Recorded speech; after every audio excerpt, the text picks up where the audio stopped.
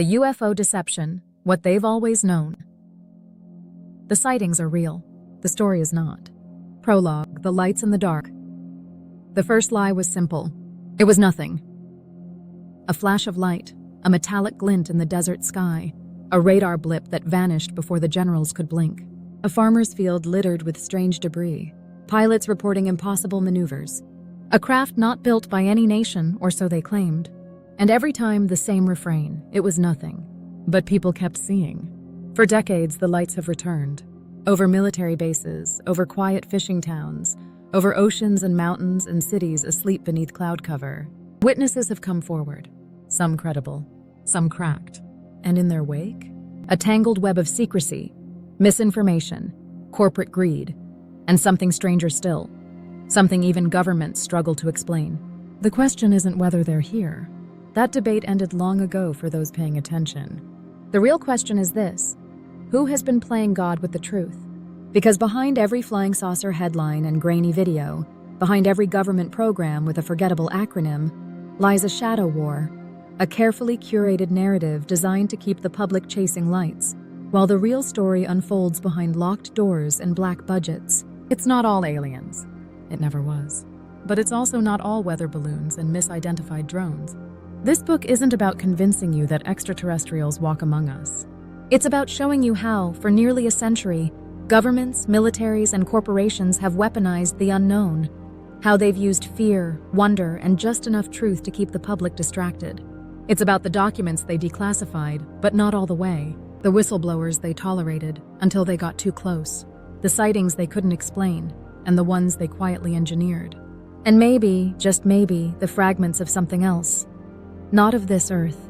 Welcome to the story they never wanted written. It begins not with little green men, but with a simple, deadly human motive: control. Part 1. Origins of the Phenomenon, Chapter 1. Eyes to the Heavens.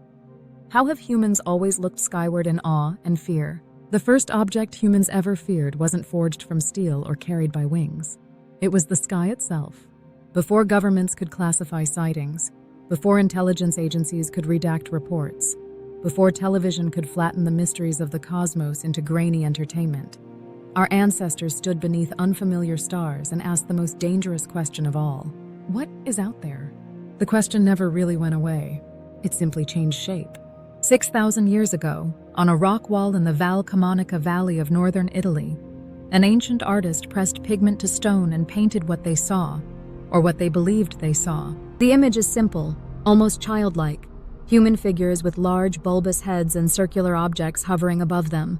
For some archaeologists, it's a depiction of ceremonial headgear, or the sun. For others, it's something else entirely. The Val Camonica figures are not unique. Across the globe, similar patterns emerge.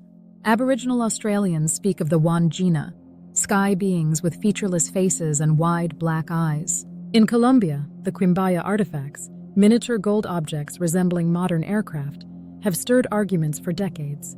And in the sands of Nazca, Peru, enormous geoglyphs stretch across the desert, visible only from the sky. Messages to gods or landing strips for visitors? Skeptics call it all wishful thinking, a desperate human need to project wonder onto the unknown. But here's the part they often leave out. In every ancient civilization, whether they carved their stories into stone, painted them onto cave walls, or built them into pyramids, the sky was never empty. It was occupied, sometimes by gods, sometimes by monsters, sometimes by watchers whose motives were never fully explained. Today, we like to believe we're beyond such myths. We send probes to Mars. We track asteroids. We map the heavens with precision ancient priests could only dream of. But the fear never truly left. Consider what happened over the tiny village of Tunguska, Siberia in 1908. A blinding flash, a fireball racing through the sky, an explosion that flattened 80 million trees and rattled windows nearly 500 miles away. To this day, no one fully agrees on the cause. A comet? A meteor? Something else? Or take the events of January 25, 1878, when the Denison Daily News in Texas reported a large circular object moving rapidly across the sky, described by a local farmer as a saucer.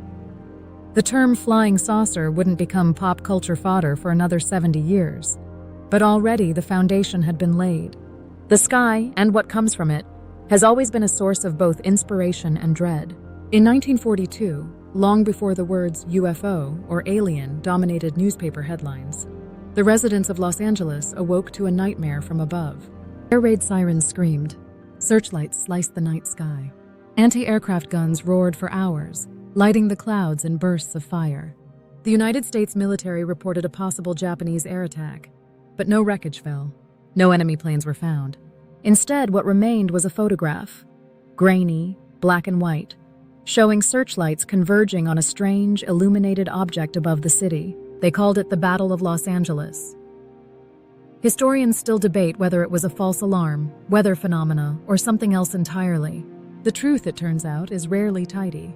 And that brings us here, to the uncomfortable reality buried beneath centuries of stories, sightings, and official denials. The human fascination with the sky isn't simply about the stars. It's about what descends from them and what might be watching from beyond. For the past 75 years, modern governments have worked tirelessly to control the narrative. They've explained away encounters with weather balloons, experimental aircraft, and atmospheric illusions. They've ridiculed witnesses, buried reports, and dismissed those who dared ask inconvenient questions. But they weren't the first to rewrite the story. Long before classified documents and sanitized press releases, kings, priests, and emperors crafted their own versions of the sky's mysteries. They called them gods. They called them omens. They built monuments aligned to the stars and declared their authority granted by celestial forces. It was always about control. Because to admit ignorance, to stand beneath an endless sky and concede, "We don't know who or what is watching," is to shatter the illusion of power. And yet the sky keeps intruding. In 2004, off the coast of Southern California, U.S. Navy pilots reported tracking an unidentified craft. No wings, no visible propulsion, performing maneuvers beyond known human capabilities. The military called it a tic-tac. The pilots called it impossible. In 2023, whistleblowers emerged from the shadows, alleging secret crash retrieval programs and the recovery of non-human materials. But the deception didn't begin in a Nevada desert or a Pentagon briefing room. It began the moment humanity first looked up, saw the impossible, and someone with power whispered, "It's nothing." The question that remains, the one this book dares to ask, is no longer whether something is out there. It's whether the greatest deception wasn't cosmic, but human. And as we peel back the layers of secrecy, myth, and manipulation, one uncomfortable truth emerges. The sky was never empty. The only question is, who's been deciding what we're allowed to see? Chapter 2, The Ancient Sky Visitors. What do ancient cave paintings and myths really suggest? The limestone walls of Tassili Najer, deep in the Saharan desert of Algeria, are silent witnesses to a forgotten past. For over 10,000 years, these canyons have hidden their secrets, etched and painted into rock faces that rise like weathered cathedrals from the sand. And what they reveal is unsettling. There, among faded depictions of animals, hunters, and daily life, stand figures that defy easy explanation. Round-headed beings with oversized eyes, limbs distorted and elongated. Some appear to float. Others are surrounded by circular halos, as if stepping through portals. Archaeologists call them the roundhead figures, dismissing the strange humanoid forms as abstract religious art. But not everyone is convinced. In 1956, French explorer Henri Lot catalogued these paintings, sparking controversy that still lingers. To some, they are the earliest religious expressions of prehistoric man, symbolic, perhaps shamanic, but firmly terrestrial. To others, they whisper of a different history. A history in which humanity was never alone. It's not just Algeria. In India's Madhya Pradesh state, beneath a rocky overhang in the Bastar region, ancient paintings depict what locals describe as flying discs and beings with antennae. Tribal elders claim these images record Rohela, sky beings who visited their ancestors promising to return. The Australian outback holds similar tales. The Wandjina, depicted by Aboriginal people for over 4,000 years, are godlike beings with pale, featureless faces and dark, staring eyes. Their role? They came from the sky, they say, and shaped the land. Even in North America, the Hopi speak of the ant people, mysterious beings said to have guided their ancestors through cataclysmic events, not in dreams, but in flesh and form. Are these merely stories? Mythology crafted to explain the unexplained? Perhaps. But here's the problem with dismissing them entirely. These accounts are global. They emerge from isolated cultures separated by oceans, mountains, and millennia, yet they tell eerily similar tales. Tales of sky visitors. Tales of knowledge granted or taken. Tales of beings who descend, interfere, and disappear. For centuries, mainstream archaeology has kept these patterns on the margins. Understandably so. The field is built on caution, on evidence, on the hard, tangible relics of human progress. Not speculation about extraterrestrial engineers. But the speculation refuses to die. In 1968, Swiss author Erich von Däniken ignited public imagination with his book Chariots of the Gods. His proposal was radical for its time, even by today's standards. What if ancient monuments, myths, and artifacts weren't the result of primitive superstition, but contact? What if visitors from the stars shaped early human civilization? Von Däniken's book sold millions. His theories were dismissed by academics, yet embraced by the public. And in the process, a new lens emerged, one that continues to blur the lines between archaeology, myth, and conspiracy. It's tempting to scoff. After all, extraordinary claims demand extraordinary evidence. But consider Göbekli Tepe. Unearthed in southeastern Turkey, this megalithic complex predates Stonehenge by 6,000 years. Its towering pillars, arranged in precise circular formations, are adorned with intricate carvings of animals and symbols, crafted somehow by Neolithic people long before the accepted timeline of agriculture, written language, or organized religion. When archaeologist Klaus Schmidt first examined the site in the 1990s, he called it the most significant archaeological discovery of the century. And yet, we still don't know how they built it, or why. Officially, Göbekli Tepe represents a temple complex, a religious gathering site. But its construction implies planning, knowledge of astronomy, and social organization far beyond what was believed possible for that era. Where, skeptics ask, did that knowledge come from? Here lies the uncomfortable crossroads of history and possibility. No, there is no spaceship buried beneath Göbekli Tepe. No preserved alien skeletons in the tombs of Egypt. But history is riddled with anomalies. Moments when human advancement leaps beyond its apparent means. The pyramids of Giza. The Nazca Lines. The astronomical alignment of Stonehenge.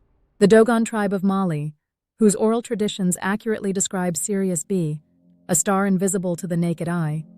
Knowledge mainstream science only confirmed with modern telescopes. Coincidence? Intuition? Or echoes of forgotten contact? We may never fully know. But here's what history teaches, again and again.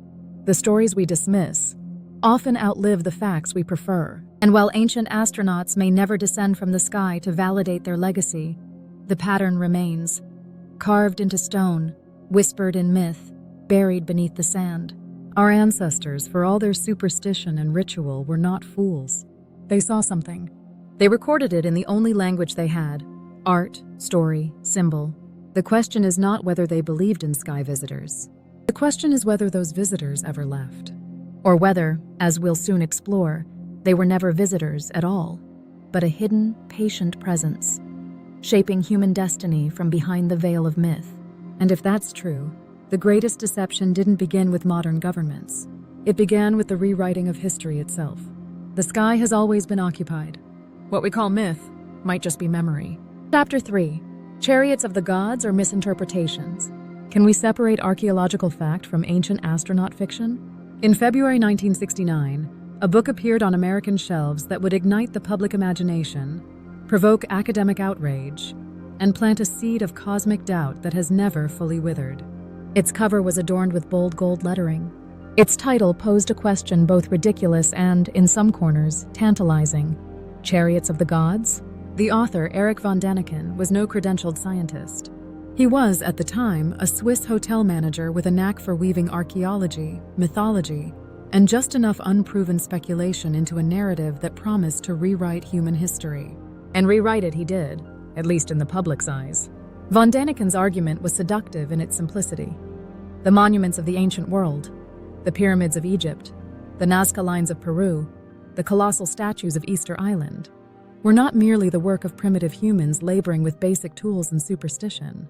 They were fingerprints, evidence, von Däniken claimed, of extraterrestrial visitors who intervened in humanity's early development. Sky beings worshipped as gods. Alien engineers behind the leap from savagery to civilization. The premise was and remains sensational. It also remains scientifically radioactive. Mainstream archaeologists wasted little time dismantling von Daniken's specific claims. The pyramids, they pointed out, were the result of extraordinary human ingenuity, not anti-gravity technology. The Nazca lines? Ritual pathways, most likely, or astronomical calendars, constructed with methods well within the reach of ancient Peruvians. Von Daniken's work was riddled with exaggerations, misrepresentations, and in some cases, outright falsehoods.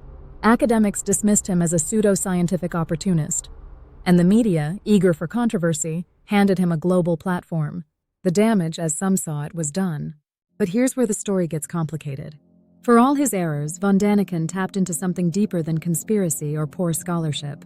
He exposed a crack in the foundation of accepted history, a crack where unanswered questions linger, where anomalies refuse to be conveniently filed away, and more importantly, he revealed a public appetite for alternatives, a desire to believe that humanity's ancient past was not just a story of slow, incremental progress, but of intervention, contact, maybe even manipulation. Because despite academic protest, some questions remain stubbornly unresolved. How did ancient Egyptians move stones weighing up to 80 tons with primitive tools and align them with astonishing precision to celestial bodies? Why do cultures separated by oceans share eerily similar myths of sky beings, star gods, and visitors descending from the heavens? How did the builders of Pumapunku, high in Bolivia's Altiplano, carve massive, interlocking stone blocks with millimeter precision, using only the tools available to them 500 years before Christ? Von Daniken offered one answer. Truth, predictably, is messier. Science, at its best, is a patient discipline. It resists easy answers. It demands evidence, not speculation. And to its credit, archaeologists have unraveled many ancient engineering mysteries once attributed to extraterrestrials. But there's a shadow in the room that facts alone can't banish. Because beyond the monuments and myths lies another pattern. A quiet, persistent suggestion that humanity's timeline might be incomplete. Consider the ancient Sumerians. In the cradle of civilization, nearly 6,000 years ago, they recorded in cuneiform the existence of the Anunnaki, deities from the sky, descending to impart knowledge and rule over mankind. Modern scholars view the Anunnaki as symbolic representations of natural forces or royalty mythologized into godhood. But to proponents of the ancient astronaut theory, the Anunnaki are literal, sky beings who interfered with human evolution. Zecharia Sitchin, a controversial figure in his own right, took this narrative further in the 1970s, translating Sumerian texts to suggest that an advanced alien race from a hidden planet, Nibiru, genetically engineered humanity. Mainstream linguists dismissed Sitchin's interpretations as flawed, his conclusions as speculative fiction. And yet, the Anunnaki persist, not just in Mesopotamian tablets, but in the modern mythology of UFO culture, woven into documentaries, novels, and late-night radio. This raises an uncomfortable question. At what point does human misinterpretation become deliberate rewriting? And who benefits from blurring that line? It's here that the UFO phenomenon collides with the past, and with it, the realization that history, much like modern encounters, is often filtered through power, agenda, and belief. Did aliens guide the hands that shaped the stones of the ancient world? Probably not. But is it possible that certain truths about our origins, inconvenient, disruptive, or incompatible with established narratives, have been buried alongside the bodies of forgotten kings? That possibility, history shows, is not unprecedented. In 2015, the discovery of Homo naledi, a previously unknown hominin species in South Africa, challenged long-held assumptions about human evolution. Their deliberate burial of the dead suggested complex behavior thought exclusive to modern humans. Yet their existence was unknown for millennia. If entire species can vanish from scientific understanding, what else might be missing?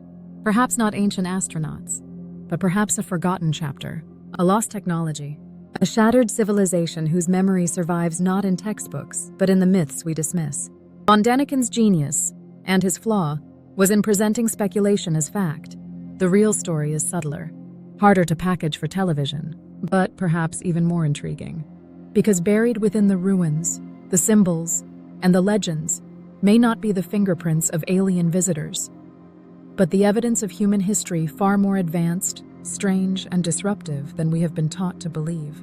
And that, as we'll soon discover, is a truth even more dangerous than extraterrestrials. Because rewriting history is easy. Confronting it? That takes courage.